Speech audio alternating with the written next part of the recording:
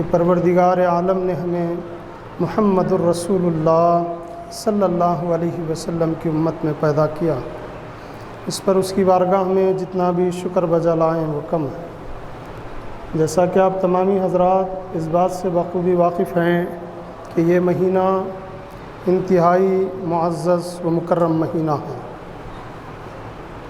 اور اسی مہینے میں اللہ نے جسے حج کی سعادت کے لیے چن لیا ہے، وہ لوگ بھی جو ہے نا یہاں سے رخصت ہو رہے ہیں، جا رہے ہیں۔ یقیناً بڑی خوش بختی کی بات ہے، اور یقین مانیں آپ، حج ایک ایسی سعادت کا نام ہے کہ بندہ اگر حج کے اراکین کو اللہ اس کے رسول کے بتلائے ہوئے طریقے پر پورے کر لیتا ہے تو وہ ایسے ہی ہے جیسے گویا کہ اس نے آج ہی اس دنیا میں آیا ہے، یعنی اس کی ماں نے آج ہی اسے پیدا کیا ہے، ایسا صاف ستھرا ہو کر وہ جو ہے نا لوٹے گا۔ بہت نصیب والوں کی بات ہے، اللہ جس کے مقدر میں رکھ لیتا ہے، یقین مانے پھر اس کے لیے اسباب کو خود بخود بنا دیتا ہے۔ اور ہم نے دیکھا ہے کئی لوگ جن کی بظاہر زندگی اگر دیکھیں آپ، کوئی خاص آمدنی نہیں، کوئی خاص ان کا کام نہیں، بالکل چھوٹی موٹی جو ہے نا ان کی نوکری، اسی میں وہ بچت کرتے ہوئے ایسے اسباب اللہ نے انہیں فراہم کر دیے کہ وہ سامنے ان کے ٹھہرا ہوا کروڑ پتی ہے، اس کے پاس وہ چاہے تو 200 آدمی کو حج کو بھیج سکتا ہے، اتنی صلاحیتوں کا مالک ہے، لیکن وہ اسی مقام پر ٹھہرا ہوا ہے، اور معمولی پیشہ یعنی رکشہ چلانے والا شخص اللہ نے جس کے مقدر میں حج جیسی سعادت رکھ دی ہے، وہ اس کے سامنے سے جا رہا ہے۔ یہ مقدرات کے فیصلے ہیں، لیکن یاد رکھیں آپ، اللہ کے حبیب نے کیا فرمایا؟ جب آپ پر حج فرض ہو گیا، یعنی آپ کے پاس اتنا مال آ گیا کہ آپ اس سفر میں برداشت کر سکتے ہیں، یعنی سفر کا پورا خرچ آپ برداشت کر سکتے ہیں، گھر کے لوگوں کی ذمہ داریوں کو پوری کر سکتے ہیں، یعنی ان کا جو خرچ ہے وہ بھی آپ ادا کر سکتے ہیں، تو پھر آپ پر جو ہے نا فرض ہو جاتا ہے حج۔ اب اگر اس میں کوئی دیر کرتا ہے، ٹال مٹول سے کام لیتا ہے، اکثر ہم نے دیکھا ہے، کیا بولتے ہیں، بولے نہیں جی ابھی بچیاں ہیں میرے شادی کے، مال بہت ہے اس کے پاس، وہ بہانہ کیا ہے اس کا؟ نہیں بچیاں ہیں شادی کے، ان کی شادی ہونے کے بعد جانے آتا ہے، نہیں ایک بچہ ہے لاسٹ باقی، اس کا ایک ہو گیا تو چلے جاتا ہوں۔ بزرگوں اور عزیز ساتھیوں، یہ بہانے کچھ کام کے نہیں، بلکہ ایک ایک لمحہ اس کا گناہوں میں گزر رہا ہے۔ اگر مجھ پر حج فرض ہو گیا، میں اگر یہ سال حج نہیں کر رہا، آنے والے سال تک میں مسلسل گناہ گار ہوں، یقین مانیں آپ۔ اور ہم نے دیکھا ہے کہ جن لوگوں نے اپنی جوان بچیوں کو، جبکہ ان کے آزو بازو سب رہنے والے لوگ ہیں، ان کے انتظامات کا معاملہ سب ہے، سب کچھ ہے، شادیاں نہیں ہوئی ان کی، اگر باپ یہ ٹھان لیا نہیں مجھ پر حج فرض ہو گیا ہے، مجھے یہ ادا کرنا ہے، یہ سوچ کر اگر وہ حج کو جاتا ہے، تو یقین مانے پروردگار غیب سے ایسے انتظامات کرتا ہے کہ اس کی بچیوں کے رشتے بہترین مقامات پہ ہو جاتے ہیں۔ اور ہم نے یہ بھی تباہی دیکھی ہے کہ جن لوگوں نے بچیوں کا نام لے کر، بچوں کا نام لے کر حج جیسی فریضے سے رکے، اس کے بعد ان کے جو رشتے ہوئے انتہائی گھٹیا مقامات پر ہوئے، اور انتہائی تکلیف دینے والے لوگ انہیں ملے۔ اس لیے جو ہے نا ایسی سوچ ہرگز نہیں ہونی چاہیے۔ اور اللہ نے ان عبادتوں کو ہم پر فرض کیوں کیا؟ ایک یہ بات بھی ہے کہ اللہ نے جب انسان کی تخلیق کیا، فقہا فرماتے ہیں، علماء فرماتے ہیں، صوفیہ لکھتے ہیں کہ اللہ نے جب انسان کی تخلیق کے لیے 4 عناصر کو جمع کیا، آگ ہے اس میں، مٹی ہے اس میں، پانی ہے اس میں، اور ہوا ہے اس میں، ان چاروں عناصر کے مجموعے کو وہ انسانی شکل دے دیا۔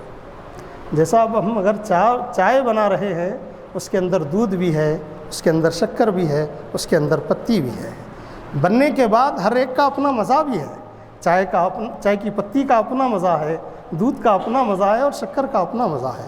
ایسے ہی انسان کی جب تخلیق ہوئی تو اللہ نے ان چاروں عناصر کو جمع کیا، مٹی کو جمع کیا، آگ کو جمع کیا، پانی کو جمع کیا، اور ہوا کو جمع کیا۔ اور ان چاروں کی خصوصیات بھی اپنی جگہ ہیں۔ بتلایا جاتا ہے آگ کی خصوصیات کیا ہے؟ تکبر، غرور، میں بڑا، یہ آگ کی خصوصیات ہیں۔ آپ دیکھیں قرآن پڑھتے ہوئے ہمیں معلوم ہوتا ہے جب شیطان سے اللہ نے کہا کہ تو میرے نبی یعنی حضرت آدم کو سجدہ کر، تو اس نے کیا کہا؟ نہیں نہیں نہیں، پاک پروردگار تو نے مجھے آگ سے بنایا ہے اور وہ مٹی سے بنے ہوئے ہیں، آگ کا کام اوپر جانا ہے، یعنی تکبر، غرور، یہ کیفیت کا اظہار اس نے کیا۔ تو اب انسان میں بھی یہ چیزیں آتی ہے، اس کے اندر تکبر کی کیفیت بھی پیدا ہوتی ہے، غرور کی کیفیت بھی پیدا ہوتی ہے، میں بڑا، یہ کیفیت پیدا ہوتی ہے۔ اس لیے اللہ نے اس کیفیت کو ختم کرنے کے لیے نماز جیسی چیز کو فرض کر دیا، نماز جیسی چیز کو فرض کر دیا۔ آپ دیکھو، آپ نماز میں ہے کیا؟ نماز کے ہر رکعت میں اللہ نے ایک رکوع رکھا ہے، 2 سجدے رکھے ہیں۔ گویا یہ بتلایا ہے کہ دیکھ، تیرا کمال اکڑنے میں نہیں ہے، تیرا کمال جھکنے میں ہے، تیرا کمال جھکنے میں ہے۔ اور اللہ رب العزت نے 2 سجدے لازم کر دیے تاکہ یہ معلوم ہو جائے انسان کو کہ تیری معراج اکڑنے میں نہیں، تیری معراج جو ہے نا بار بار جھکنے میں ہے پروردگار کی بارگاہ میں۔ بزرگوں اور عزیز ساتھیوں، اگر نماز کے ذریعے سے یہ کیفیت ہمارے اندر پیدا ہو رہی ہے، عاجزی کی کیفیت، انکساری کی کیفیت، کہ نہیں نہیں نہیں، میں بڑا نہیں، بڑی ذات بس اللہ کی ہے، اس کے رسول کی ہے، یہ کیفیت اگر نماز کے ساتھ ہمارے دل میں پیدا ہو رہی ہے تو پھر وہ نماز ہمارے لیے کمال کا کام کر رہی ہے۔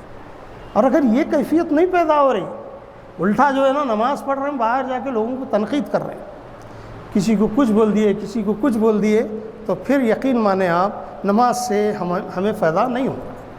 نماز سے فائدہ کیا ہے؟ ہمارے مزاج میں انکساری آ جانا، عاجزی آ جانا، ہمارے مزاج میں یہ آنا کہ نہیں نہیں نہیں نہیں، ہم بالکل جو ہے نا اللہ کے عاجز بندے ہیں، اللہ کو عاجزی پسند ہے، بس تکبر اللہ کو پسند نہیں ہے۔ یہ کیفیت ہمارے اندر آ جائے، اس لیے اللہ نے نماز کو ہم پر فرض کر دیا۔ اب پھر دیکھیں آپ، آگ کے خرابی کو ختم کرنے کے لیے نماز جیسی عظمت والی چیز کو فرض کر دیا، پھر ساتھ ہی ساتھ ہمارے اندر پانی بھی ہے۔ پانی کی کیفیت کیا ہے کہ اس کے اندر حرص ہے، ہوس ہے، ایک تو نرمی ہے، دوسری جو خرابی کی کیفیت ہے وہ یہ ہے کہ اس کے اندر حرص اور ہوس ہے۔ اس لیے دیکھیں آپ، سمندروں میں جب طغیانیاں آتی ہیں، طوفان آتے ہیں، بڑے بڑے جہازوں کو وہ کھلونوں کی طرح اپنے اندر سمو لیتے ہیں، ختم کر دیتے ہیں، بسم کر دیتے ہیں۔ یہ پانی کی کیفیت ہے۔ تو اللہ نے اس کیفیت سے انسان کو بچانے کے لیے وہ روزے جیسی عبادت کو فرض کر دیا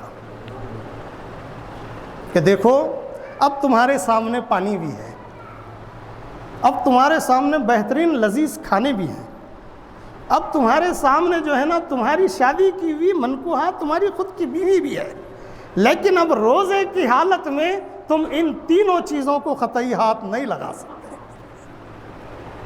جبکہ یہ جائز چیزیں ہیں، لیکن اللہ نے روزے کی حالت میں انہیں جو ہے نا حرام قرار دیا۔ گویا پروردگار یہ چاہتا ہے کہ میرے بندے تیرے اندر وہ جو پانی کی کیفیت حرص ہے، ہوس ہے، اس کیفیت کو ختم کرنے کے لیے میں نے روزے جیسی عبادت کو تجھ پر لازم کر دیا۔ تو روزہ آدمی کے حرص کو ختم کر دینا، ہوس کو ختم کر دینا۔ ہمارا حال کیا ہے؟ ہم روزے سے بھی ہے، سر سے ٹوپی نہیں نکل رہی ہے، چہرے پہ داڑھی برابر، کرتا پائجامہ برابر، وقت پہ آ رہے ہیں، پہلی صف میں نماز ادا کر رہے ہیں، روزے دار بیٹھنے سے پہلے میں بھی روزے دار، میں بھی سامنے بیٹھ رہا ہوں، کھجور کھا رہا ہوں، سب کھا رہا ہوں، لیکن لوگوں کی زمینات پہ قبضہ کر رہا ہوں، لوگوں کے مسائل کو جو ہے نا میں بڑھا رہا ہوں، مجھ سے لوگ امن میں نہیں بلکہ خوف میں جی رہے ہیں۔ یقین مانیں پھر وہ روزہ میرے لیے کمال نہیں پیدا کر سکتا۔ کمال پیدا کب کرے گا روزہ؟ میرے اندر یہ سب چیزیں ختم ہو جانا، میں ہر ایک کے لیے فائدہ مند بن جاتا۔ تو بزرگوں اور عزیز ساتھیوں، اسی طریقے سے آدمی میں یعنی انسان کو بنانے میں اللہ نے مٹی کو بھی رکھا ہے۔ اور زمین کی کیفیت کیا ہے؟ بخل ہے، کنجوسی ہے۔ دیکھیں آپ، زمین پہ اناج اگتا ہے، کسان بڑی محنت کرتا ہے، بہترین فصل ہو جاتی ہے، اچانک وہ فصل کو کیڑا لگ کر خراب ہو جاتی ہے، ختم۔ بخل ہے زمین میں، کنجوسی ہے۔ تو انسان میں بھی وہ کیفیت پیدا ہوتی ہے، بخل اور کنجوسی کی کیفیت انسان میں بھی ہے۔ آپ دیکھیں، آپ کئی نظارے دیکھتے ہوں گے۔ آپ ایک صاحب بڑے اچھے مثال دے کے سمجھائے کہ 2000 کی نوٹ 505 روپے کے سکے سے ان دونوں کی باتیں ہوئی۔ تو 5 روپے کا جو سکہ ہے وہ 2000 کی نوٹ سے پوچھا کہ تم آج کل رہ رہے کہاں؟ تو 2000 کی نوٹ کیا بولی؟ دیکھو میں 5 اسٹار ہوٹلوں میں رہتی ہوں، بڑے بڑے بنگلے مجھ سے خریدے جاتے ہیں، اچھی اچھی ہوٹلوں میں مجھ سے کھانا کھایا جاتا ہے، مالداروں کی تجوریوں میں میں سجائی جاتی ہوں۔ اب اس نے اپنی خوبیاں بیان کری۔ اب اس کے بعد وہ 2000 کی نوٹ اس 5 روپے کے سکے سے پوچھتی ہے، اب بولو تم کہاں رہ رہے ہیں، تمہارا کیا ہے کمال؟ تو 5 روپے کا سکہ کیا بولا؟ میں پھرا کو مسجد کے غلے میں چلے جاتا ہوں بس۔ یہ ہماری بخیلی ہے جو ہم اللہ کے گھر میں اس انداز سے کام کر رہے ہیں۔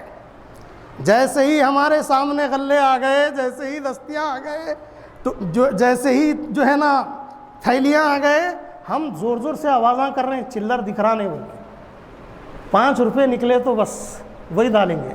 یہ اللہ اس کے رسول کے ساتھ ہماری محبت کا حال ہے۔ جبکہ ہمارا حال کیا ہے؟ گرما کی کیفیت میں آئس کریم پارلر کو گئے تو بچوں کے ساتھ 100-150 کے آئس کریماں کھا جا رہے ہیں، بہترین غذائیں کھا رہے ہیں ہم۔ یقیناً یہ کھاؤ، اس سے منع ہرگز نہیں کیا ہے، لیکن اللہ اس کے رسول کے پاس جب کوئی چیز لگانے کی باری آئے تو وہاں پر بھی اچھا سلوک کرو، بخیلی سے باہر آؤ۔ اللہ کے حبیب نے کیا فرمایا؟ بخیل جنت میں جانے کی تو دور کی بات، یہ جنت کی خوشبو بھی نہیں سونگھے گا۔ بزرگوں اور عزیز ساتھیوں، ان کیفیات سے نکلنا، اس لیے اللہ نے کیا کیا؟ زکوٰۃ کو فرض کر دیا تاکہ آدمی کنجوسی سے باہر آ جائے، بخیلی سے باہر آ جائے۔ زکوٰۃ کو فرض کیا۔ زکوٰۃ بھی کون سی؟ حرام کی کمائی کرے سو اس میں زکوٰۃ نہیں۔